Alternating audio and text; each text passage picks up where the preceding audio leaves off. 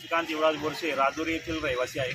आज 1 जुलै 2026 रोजी शेतकरी दिवसाच्या औचित्य साधून आमच्या गेल्या 20 ते 25 वर्षापासूनची जी मागणी होती ती राजुरी खुद्रुक आणि राजुरी खुद्रुक या दोघी गावांच्या मधील सुरू करण्याबाबत या विषयावर आम्ही आज रोजी उपोषणाला बसलोय. आणि मला शासनाला आपल्या माध्यमातून विनंती करेल की आमचा हा जेन्युइन प्रॉब्लेम आहे. गेल्या सप्टेंबर महिन्यात जो महापूर झाला या महापुरामध्ये राजुरी गावाच्या पूर्ण आजूबाजूला जे नुकसान झालं 200 ते 250 हेक्टरच्या दरम्यान जे नुकसान झालं त्याला कारणीभूत हा पूलच आहे.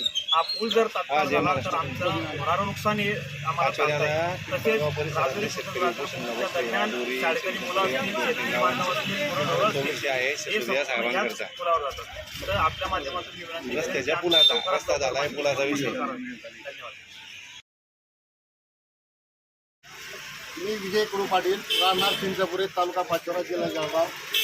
पवला नदीची फरशी आमच्या चिंचपुरे आणि भोजे मधल्या भागामध्ये नदी आहे आणि ती फरशी 5 वर्षापासून मधून तुटलेली आहे.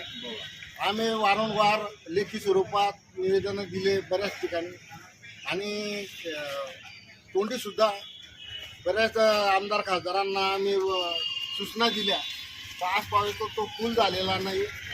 आम्हाला पुलाची मागणी आहे. फरशी तुटून गेल्यावर किंवा मोठा पूल झाला पाहिजे, त्याच्या खालून पाणी गेलं पाहिजे.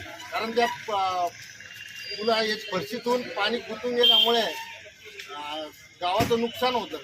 मागे त्या 3-4 वर्षापूर्वी 2 मुलं 3 माणसं एका मुलाने वाचवले. त्याला राष्ट्रपती पुरस्कार मिळतो दिल्लीला. आणि 10-15 वर्षाच्या अगोदर 2 स्त्रिया वाहून गेल्या, त्या मृत्यू झाल्या. 2 कुटुंब बसले आमच्या गावातून. प्रत्येक वर्षी शेतकऱ्याचं म्हशी किंवा गाड्या बैल या पुलावरून हानी होत असते. आणि रातचे आम्हाला पूर जर आला तर भोज्याकडून आम्हाला दगड ठेवावं लागतं की बुवा कोणी रातचं नवीन माणूस येऊन छान त्या पुलात गड्ड्यात पडायला नको पाहिजे. असं 5 वर्षापासून आमचं चालू आहे. तरी शासन या पुलाकडे लक्ष देत नाही. आमची मागणी या शासनाने लक्षात घेऊन ताबडतोब या पुलाची मंजुरी द्यावी हीच आमची आग्रहाची विनंती.